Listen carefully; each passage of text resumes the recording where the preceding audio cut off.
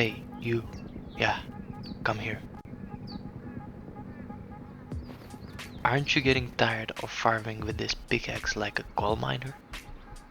Do you think this mining sound suppresses your inner chatness? Wouldn't you rather be hearing less and more pew pew while getting even more farm than you are able to mine? Well, let me introduce you to this, the giant excavator pit. You can now get more farm here than you have ever imagined. Are you curious what riches I am talking about? Hear this.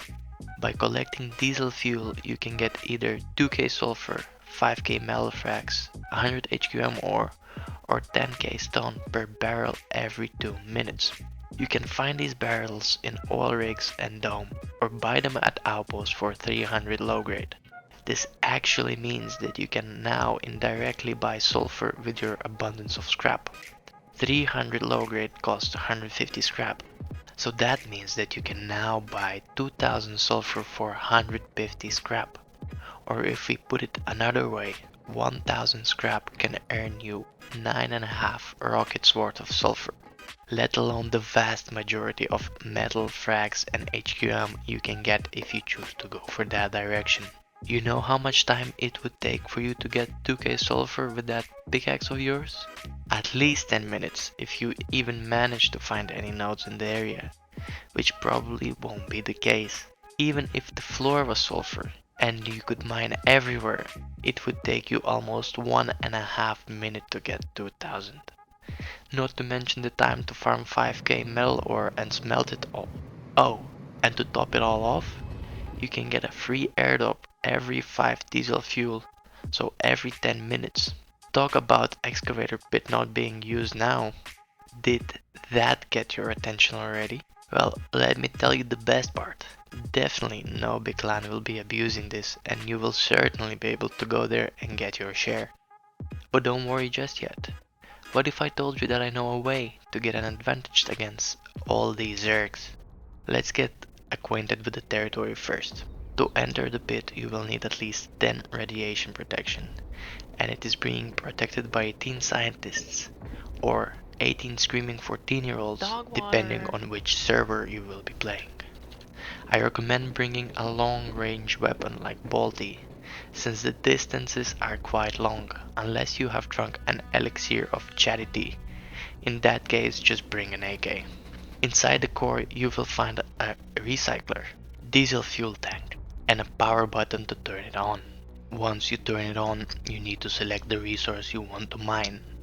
The control panel can be found next to the fork end of the excavator.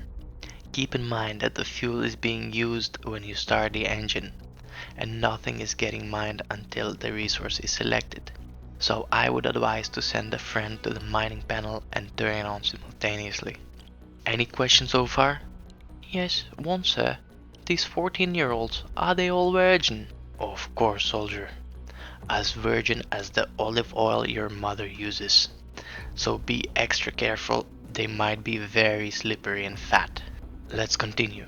The counter for the airdrop starts as soon as the engine is on, and you can call it in from the core as soon as it reaches 100%.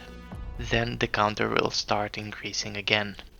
The progress on the counter doesn't reset when the fuel ends, so if someone left it at 80%, it will start from 80% again. Oh, and keep track on the airdrop or it might be difficult to find later. The mine resources are being divided into 2 gathering points. Someone should be protecting them all the time, since grubs like you might be trying to steal them.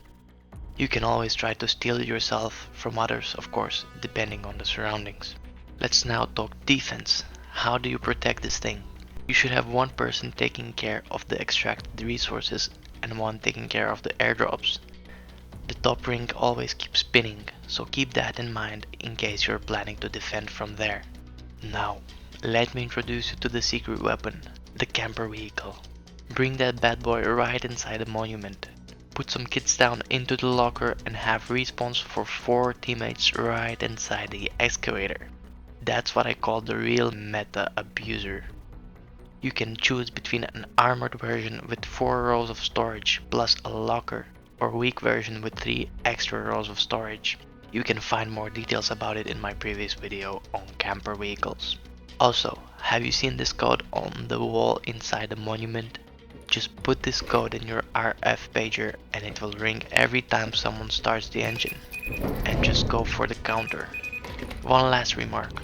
In case you're tired of trying to win the monument over by killing everyone yourself, just send some bloody MLS rockets in there, mate.